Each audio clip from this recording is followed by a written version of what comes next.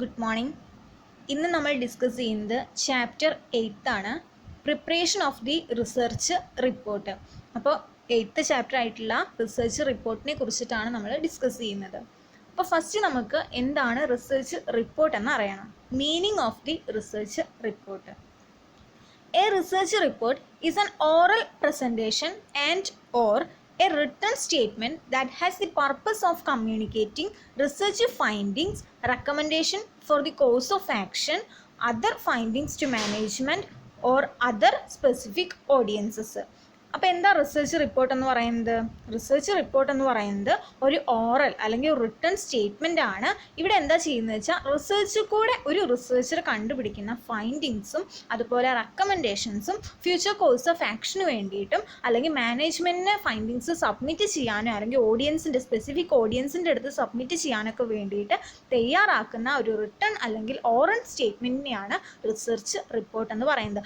സിമ്പിളായിട്ട് പറയുകയാണെങ്കിൽ ഒരു റിസർച്ചർ അവരുടെ റിസർച്ച് പർപ്പസുകളൊക്കെ കഴിഞ്ഞ് അല്ലെങ്കിൽ റിസർച്ചിൻ്റെ പ്രോസസ്സുകളൊക്കെ എല്ലാം ചെയ്ത് കഴിഞ്ഞതിന് ശേഷം ഡാറ്റ കളക്ട് ചെയ്തു, ഡാറ്റേനെ പ്രസൻറ്റ് ചെയ്തൊക്കെ കഴിഞ്ഞു. ലാസ്റ്റ് എന്ത് ചെയ്യുകയാണ്? അവർ കണ്ടുപിടിച്ചിട്ടുള്ള ഫൈൻഡിങ്സ് ഒക്കെ കൂടെ ചേർത്തിട്ട് ഒരു റിപ്പോർട്ട് ആക്കിയിട്ട് തയ്യാറാക്കും. അത് പിന്നീട് ഫ്യൂച്ചർ കോഴ്സ് ഓഫ് ആക്ഷന് വേണ്ടിയിട്ടും അതുപോലെ റിസർച്ചർ എന്ത് ചെയ്യുകയാണ്? അത് മാനേജ്മെൻറ്റിനോ സ്പെസിഫിക് ഓഡിയൻസിനോ സബ്മിറ്റ് ചെയ്യുകയാണെങ്കിൽ ആ റിപ്പോർട്ടിനെയാണ് നമ്മൾ എന്ത് പറയുന്നത്? റിസർച്ച് റിപ്പോർട്ട് എന്ന് പറയുന്നത്. ക്ലിയർ ആയില്ലേ? അപ്പോൾ റിസർച്ച് റിപ്പോർട്ട് എന്ന് പറയുന്നത് റിട്ടണും ആയിരിക്കാം ഓറലും ആയിരിക്കാം. റിട്ടൺ എന്ന് വെച്ചാൽ എഴുതി തയ്യാറാക്കുന്നതും ആയിരിക്കാം, അതുപോലെ ഓറൽ എന്ന് വെച്ചാൽ എന്താ നമ്മൾ പറയുന്ന രീതിയിലുള്ള റിപ്പോർട്ട്സും ആവാം. അപ്പോൾ ഇത്രയാണ് റിസർച്ച് റിപ്പോർട്ട്. ഈ സിമ്പിളായിട്ട് ഒന്നും കൂടെ പറയുന്നുണ്ട്. A research report is a presentation of the research findings in the form of report and it is necessary part of the research process. Research പ്രോസസ്സിൻ്റെ ഏറ്റവും നെസസറി ആയിട്ടുള്ള ഒരു പാർട്ടാണ് റിസർച്ച് റിപ്പോർട്ട് പ്രിപ്പയർ ചെയ്യുക എന്ന് പറയുന്നത്. അപ്പോൾ റിസർച്ച് റിപ്പോർട്ട് പ്രസൻറ്റേഷൻ എന്നുള്ളതുകൊണ്ട് അർത്ഥമാക്കുന്നത് എന്താ വെച്ചാൽ നമ്മൾ പറഞ്ഞതാണ് റിസർച്ചിൻ്റെ ഫൈൻഡിങ്സ് എന്ത് ചെയ്യുകയാണ്? ഒരു റിപ്പോർട്ട് ഫോമിൽ എഴുതി തയ്യാറാക്കുകയാണ്. Reporting is the end of product of the research work. ഒരു റിസർച്ചറുടെ റിസർച്ച് വർക്കിൻ്റെ എൻഡ് പ്രൊഡക്റ്റിനെയാണ് നമ്മളെന്ത് പറയുന്നത്? റിസർച്ച് റിപ്പോർട്ട് എന്ന് പറയുന്നത്. അപ്പോൾ ഇത്രയാണ് റിസർച്ച് റിപ്പോർട്ടിൽ ഇമ്പോർട്ടൻ്റ് ആയിട്ട് പറയുന്നത്. നെക്സ്റ്റ് ടോപ്പിക്കാണ് ഫങ്ഷൻസ് ഓഫ് റിസർച്ച് റിപ്പോർട്ട്. അപ്പോൾ റിസർച്ച് റിപ്പോർട്ടിൻ്റെ പ്രധാനപ്പെട്ട ഫങ്ഷൻസിനെ കുറിച്ചിട്ടാണ് ഇനി നമ്മൾ ഡിസ്കസ് ചെയ്യുന്നത്. അപ്പോൾ പ്രധാനമായിട്ടും 3 ഫങ്ഷൻസ് ആണ് റിസർച്ച് റിപ്പോർട്ടിന് വരുന്നത്. ഫസ്റ്റ് വരുന്നതാണ് it serve as a means to place the problem, data analysis, findings and conclusions in the organized and permanent form. എന്ന് വെച്ചാൽ എന്താ ചെയ്യുന്നത്? ഒരു റിസർച്ചിൻ്റെ പ്രോബ്ലം അതിൻ്റെ ഡാറ്റ അനാലിസിസും ഫൈൻഡിങ്സും കൺക്ലൂഷനും ഒക്കെ ഓർഗനൈസ് ചെയ്തിട്ട് ഒരു പെർമനൻറ്റ് ഫോമിലേക്ക് ആക്കി മാറ്റുകയാണെങ്കിൽ ആ ഫോമിനെയാണ് നമ്മൾ എന്ത് പറയുന്നത്? Research report. അതാണ് റിസർച്ച് റിപ്പോർട്ടിൻ്റെ ഫസ്റ്റ് ഫങ്ഷൻ എന്ന് പറയുന്നത്. സെക്കൻഡ് ആണ് research report haves to know the quality of the work done by the researcher. ഒരു റിസർച്ചർ ഡൺ ചെയ്തിട്ടുള്ള വർക്കിൻ്റെ ക്വാളിറ്റി അറിയാൻ വേണ്ടിയിട്ട് എന്ത് ചെയ്യുന്നുണ്ട്? റിസർച്ച് റിപ്പോർട്ട് സഹായിക്കുന്നുണ്ട്. അതും റിസർച്ച് റിപ്പോർട്ടിൻ്റെ ഒരു ഫങ്ഷനാണ്. നെക്സ്റ്റ് ഫങ്ഷനാണ് the report helps the policy makers to take appropriate action and policy. അപ്പോൾ ഒരു പോളിസി മേക്കേഴ്സ് അല്ലെങ്കിൽ ഡിസിഷൻ മേക്കേഴ്സിനെ സംബന്ധിച്ചിടത്തോളം ഈ റിപ്പോർട്ട് നോക്കുകയാണെങ്കിൽ അവർക്ക് പിന്നീട് ഭാവിയിൽ ഒരു അപ്രോപ്രിയേറ്റ് ആയിട്ടുള്ള ഒരു ആക്ഷനും അല്ലെങ്കിൽ അപ്രോപ്രിയേറ്റ് ആയിട്ടുള്ള ഒരു പോളിസി ക്രിയേറ്റ് ചെയ്യാൻ വേണ്ടിയിട്ട് പറ്റുന്നുണ്ട്. അപ്പോൾ ഇത്രയാണ് റിസർച്ച് റിപ്പോർട്ടിൻ്റെ ഫങ്ഷൻസ് എന്ന് പറയുന്നത്. നെക്സ്റ്റ് ടോപ്പിക്കാണ് ഇമ്പോർട്ടൻസ് ഓഫ് റിപ്പോർട്ടിങ്. ഈ റിസർച്ച് റിപ്പോർട്ടിങ്ങിൻ്റെ കുറച്ച് പ്രാധാന്യങ്ങളാണ് പറയുന്നത്. അപ്പോൾ പ്രധാനമായിട്ടും ഒരു 4 ഇമ്പോർട്ടൻസ് ആണ് വരുന്നത്. അതിൽ വരുന്ന ഫസ്റ്റ് ഇമ്പോർട്ടൻസ് ആണ് the report helps the researcher to communicate the problem, the method, facts, the conclusion and their interrelationship. അപ്പോൾ ഒരു റിസർച്ച് റിപ്പോർട്ട് മുഖേന എന്താ ചെയ്യുന്നത്? റിസർച്ചർ മറ്റുള്ളവർക്ക് ആ റിസർച്ച് പ്രോബ്ലത്തിനെ കുറിച്ചിട്ടും അതുപോലെ ആ റിസർച്ചിൻ്റെ മെത്തേഡിനെ കുറിച്ചിട്ടും അതിൻ്റെ ഫാക്ട്സിനെ കുറിച്ചിട്ടും കൺക്ലൂഷനെ കുറിച്ചിട്ടും അവർ തമ്മിലുള്ള ഇൻ്റർ റിലേഷൻഷിപ്പിനെ കുറിച്ചിട്ടൊക്കെ എന്ത് ചെയ്യാണ്? കമ്മ്യൂണിക്കേറ്റ് ചെയ്ത് കൊടുക്കാൻ വേണ്ടി ഹെൽപ്പ് ചെയ്യുന്നതാണ് ഒരു റിസർച്ച് റിപ്പോർട്ട് എന്ന് പറയുന്നത്. അതാണ് ഫസ്റ്റ് ഇമ്പോർട്ടൻസ്.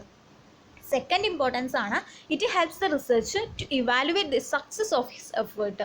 അപ്പോൾ റിസർച്ചർ എല്ലാം ചെയ്തതിന് ശേഷം അയാൾ ചെയ്ത കാര്യങ്ങളുടെ സക്സസ് അയാൾക്ക് തന്നെ അല്ലെങ്കിൽ അയാൾ എടുത്തതിൻ്റെ എഫേർട്ടുകളൊക്കെ അയാൾക്ക് മെഷർ ചെയ്യണമെങ്കിൽ അത് എന്ത് ചെയ്യാൻ പറ്റും? റിസർച്ച് റിപ്പോർട്ട് മുഖേന പറ്റും. അപ്പോൾ ആ റിപ്പോർട്ട് നോക്കിക്കഴിഞ്ഞാൽ മനസ്സിലാവും ഞാൻ ഇന്ന കാര്യങ്ങളൊക്കെ ചെയ്തിട്ടുണ്ടെന്നൊരു സെൽഫ് ഇവാലുവേഷൻ നടത്താൻ വേണ്ടിയിട്ട് റിപ്പോർട്ട് സഹായിക്കുന്നുണ്ട്.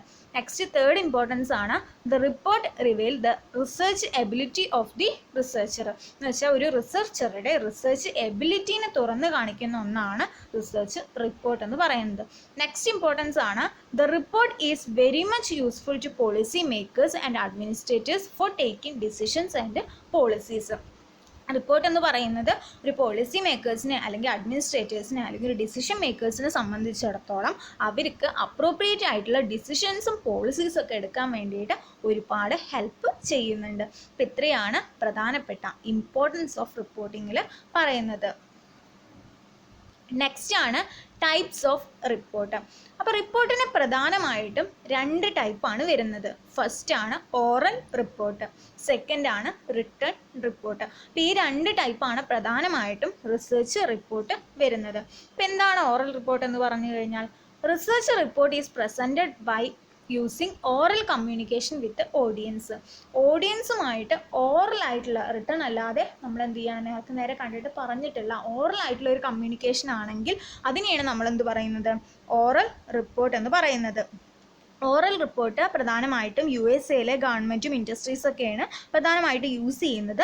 ഇന്ത്യയിൽ എന്ത് ചെയ്തിട്ടില്ല, ഓറൽ റിപ്പോർട്ട് ഒരുപാട് ഡെവലപ്പ് ചെയ്തിട്ടില്ല. ഇവിടെ കമ്മ്യൂണിക്കേഷനാണ് നടത്തുന്നത്, ഓറലി ആയിരിക്കും എന്ത് ചെയ്യുന്നത്, കമ്മ്യൂണിക്കേഷൻ ചെയ്യുന്നത്. അപ്പോൾ എത്രയാണ് ഓറൽ റിപ്പോർട്ട്സിൽ പറയുന്നത്. സെക്കൻഡ് ടൈപ്പ് ഓഫ് റിപ്പോർട്ടാണ് ദ റിട്ടേൺ റിപ്പോർട്ട്. അപ്പോൾ എന്താ റിട്ടേൺ റിപ്പോർട്ട് എന്ന് പറഞ്ഞു കഴിഞ്ഞാൽ, നമ്മൾ എഴുതി തയ്യാറാക്കുന്ന റിസർച്ച് എഴുതി തയ്യാറാക്കിയിട്ട് സബ്മിറ്റ് ചെയ്യുന്ന റിപ്പോർട്ടാണ് റിട്ടേൺ റിപ്പോർട്ട്. റിട്ടേൺ റിപ്പോർട്ടിനെ പ്രധാനമായിട്ടും 3 ആയിട്ട് ക്ലാസിഫൈ ചെയ്തിട്ടുണ്ട്. അതിൽ വരുന്ന ഫസ്റ്റ് ക്ലാസിഫിക്കേഷൻ ആണ് പോപ്പുലർ റിപ്പോർട്ട്, സെക്കൻഡ് ആണ് ടെക്നിക്കൽ റിപ്പോർട്ട്, തേർഡ് ആണ് report submitted to an administrator, ഒരു അഡ്മിനിസ്ട്രേറ്റേഴ്സിന് സബ്മിറ്റ് ചെയ്ത് കൊടുക്കേണ്ട റിപ്പോർട്ട്. അപ്പോൾ റിട്ടേൺ റിപ്പോർട്ട് പ്രധാനമായിട്ടും ഈ 3 രീതിയിലാണ് ഉണ്ടായിരിക്കുക.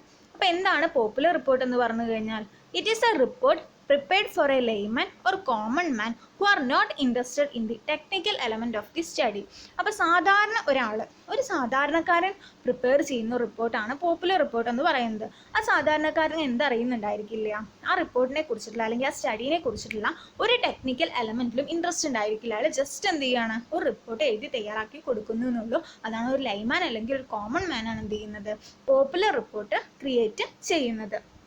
നെക്സ്റ്റ് വരുന്ന റിപ്പോർട്ടാണ് ടെക്നിക്കൽ റിപ്പോർട്ട്. അപ്പോൾ എന്താ ടെക്നിക്കൽ റിപ്പോർട്ട് എന്ന് പറഞ്ഞു കഴിഞ്ഞാൽ, technical report is A report prepared for the specific എന്ന് വെച്ചാൽ ടെക്നിക്കൽ റിപ്പോർട്ട്സ് എന്ന് പറയുന്നത് എന്താണ്, ഒരു ടൈപ്പ് ഓഫ് റിപ്പോർട്ടാണ്.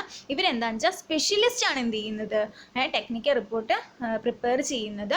Interested in understanding the technical aspects of research methodology and research findings. Research ഫൈൻഡിങ്സിൻ്റെയും അതുപോലെ റിസർച്ച് മെത്തഡോളജിയുടെയും ടെക്നിക്കൽ ആസ്പെക്ട്സിൽ ഇൻട്രസ്റ്റ് ഉള്ള സ്പെഷ്യലിസ്റ്റ് തയ്യാറാക്കുന്ന റിപ്പോർട്ടാണ് ടെക്നിക്കൽ റിപ്പോർട്ട് എന്ന് പറയുന്നത്.